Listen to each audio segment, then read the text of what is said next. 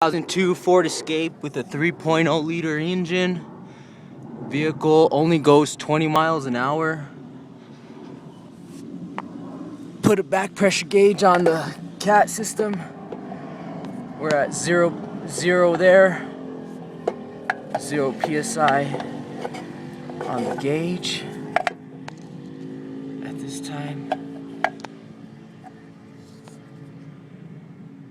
This gauge will go all the way up to 20 PSI or more. We don't want no back pressure. I'm gonna start this car.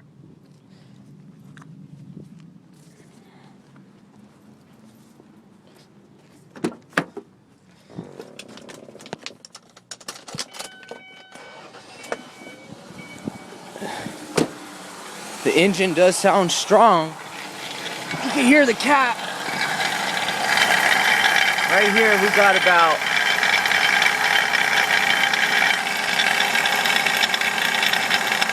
8 PSI, 7 PSI. We should be at 0. We should be over here. This vehicle has a lot of back pressure. This is causing this vehicle not to go over 20 miles per hour. A little glary there. That's the upper O2 sensor removed. This vehicle's gonna need a front cat. I don't know if you guys can hear it rattling.